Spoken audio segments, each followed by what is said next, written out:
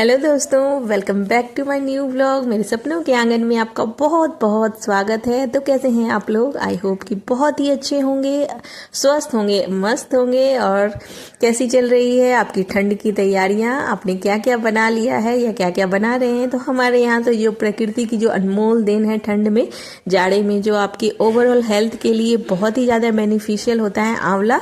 तो आज मैं आंवले का मुरब्बा बनाने जा रही हूँ। यहाँ पे आप देख सकते होंगे। तो सैटरडे नाइट से मैंने व्लॉग की शुरुआत करी है। तो यहाँ पे नाइट को ही मैंने सोचा कि आंवले देखे आ चुके हैं, तो जो भी दाग वगैरह थे उन सबको निकाल दिया था। ये ध्यान में रखना है कि आंवला जो हमें वैसा लेना है जिसमें कोई दाग वगैरह ना हो, सड़े हुए ना हो, नहीं तो पूरा मुरब्बा आपका वेस्ट हो जाएगा। तो बस ऐसे ही छांट करके मैंने गोद लिया है फोक की मदद से। और इसको क्या करूंगी ना, मैं अब चूने का पानी जो होता है, चूना जो होता है, किसी भी पंसारी की दुकान में या फिर ग्रोसरी शॉप में या पान की दुकान में भी आपको मिल जाएगा। तो वो ले करके, खाने वाला जो चूना होता है वो ले करके पानी में इस तरह से अच्छे से उसको मिला देंगे और उसमें क्या करेंगे, आंवले को फुला देंगे। तो इसको 1 से 2 घंटे के लिए आप फुला दीजिए। हालांकि मैंने रात भर ही छोड़ दिया था। मैंने सोचा था कि मैं रात को ही बना लूंगी, बट रात में फिर नहीं पॉसिबल हो पाया। रात में डिनर वगैरह बनाना था, तो फिर मैंने सोचा कि चलो चूने के पानी में छोड़ दिया जाएगा, कोई दिक्कत नहीं होगी। तो रात भर मैंने उसी तरह छोड़ दिया था। फिर मैं मिल रही हूँ नेक्स्ट मॉर्निंग, संडे मॉर्निंग को। तो बस आई थी छत पे अभी कौवे वगैरह को, मतलब जो हम लोग दाना वगैरह डालते हैं पक्षियों को, वो सब लेकर के, और जो रोटी वगैरह देते हैं।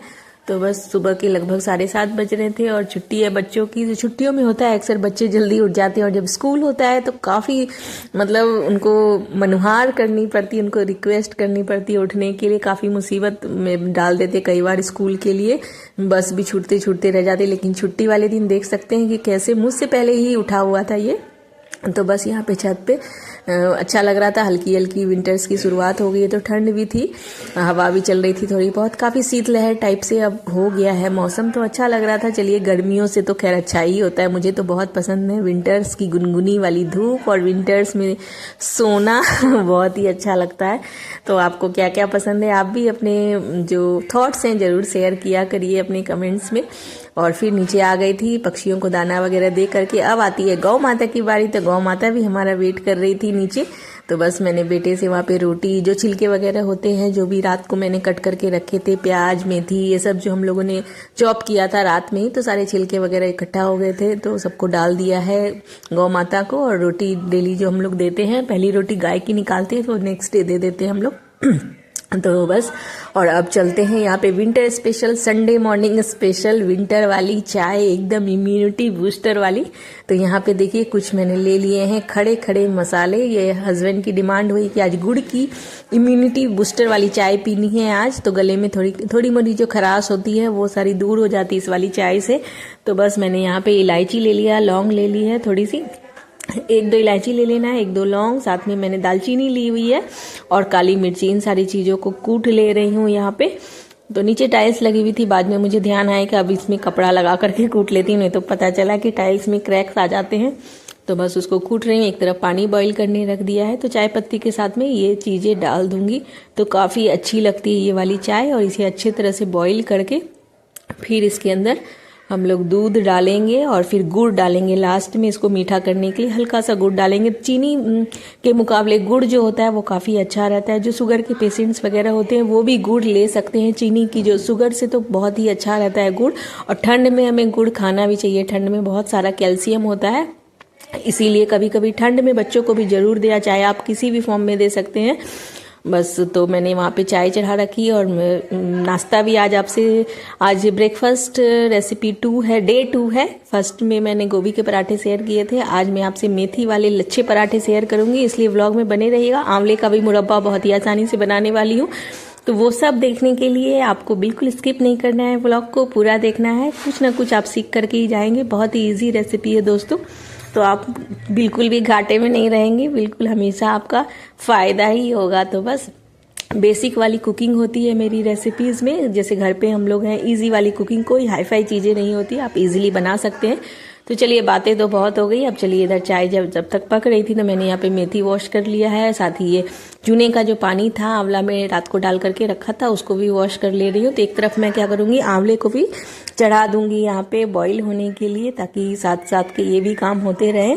तो इस तरह से ऑर्गेनाइज करके काम करने से कुछ एक्स्ट्रा काम भी हम कर सकते हैं। अब तो खैर ठंड के मौसम शुरू हो गया, ठंड का मौसम, तो दिन काफ़ी छोटे होने वाले हैं, तो इसलिए हमें इस तरह से ऑर्गेनाइज करके अपने कामों को करना होगा। अगर हमें कुछ अच्छी अच्छी चीज़ें बनानी है, अपने लिए टाइम भी निकालना है, तो इस तरह से हम लोगों को ऑर्गेनाइज करना ही होगा। और संडे है आज, तो आज हमें मार्केटिंग के लिए भी कहीं बाहर जाना है, क्योंकि जान रहे हैं अभी अब सब लोग जान ही रहे हैं उनके अभी वेडिंग सीजन चल रहा है। तो हमने भी कुछ जो हमारी वेडिंग सीजन वाली प्लानिंग है, हमें भी कहीं कहीं जाना है। तो वो सारे व्लॉग्स अभी बहुत अच्छे अच्छे मिलने वाले हैं। प्योर मारवाड़ी रिचुअल में कैसे होती है शादियाँ, तो वो सब मैं आपके साथ में इस बार शेयर करने वाली हूँ। तो व्लॉग्स को बिल्कुल भी मिस मत करिएगा, अपना ढेर सारा प्यार दीजिएगा।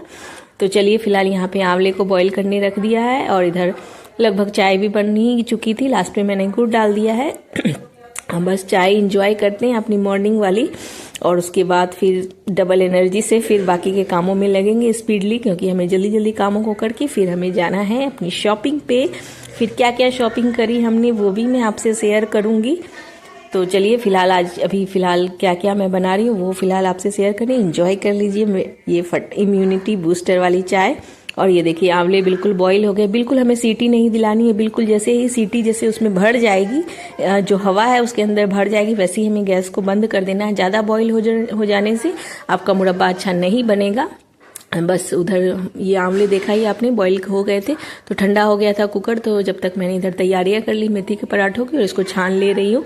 इसका जो पानी है आप चाहे तो इसको रख सकते हैं प्रिजर्व करके, आप बालों में लगाइए, जब जिससे जो पानी से आप करने वाले हैं उसमें यूज़ करिए, या फिर आप इसको चेहरे पे लगाइए, और या फिर आप जब भी मेहंदी का पेस्ट बना रहे हैं, मेहंदी लगा रहे हैं बालों के लिए, तो उसमें भी आप इस पानी को यूज़ कर सकते हैं। बहुत ही अच्छे रिजल्ट आएंगे दोस्तों, तो आप वैसे यूज़ कर सकते हैं। बहुत सारे बेनिफिट्स हैं इस सीज़न में आंवले के, और जो सीजनल वाली सब्जियां होती है हरी हरी पत्तेदार वाली, वो भी भर भर के यूज़ करिए, बहुत सारे उसमें पौष्टिकता रहती है।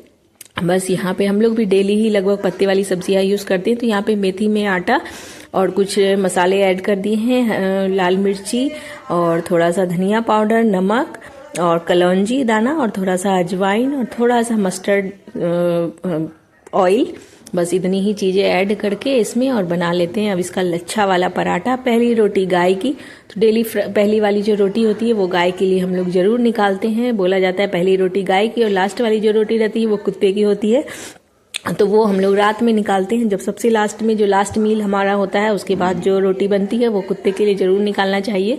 तो इस तरह की कुछ चीज़ें हमारे हिंदू धर्म में बनी हुई है, तो वो हम लोग भी फॉलो करते हैं। तो कुछ ना कुछ उसके पीछे रीज़न ही होता है।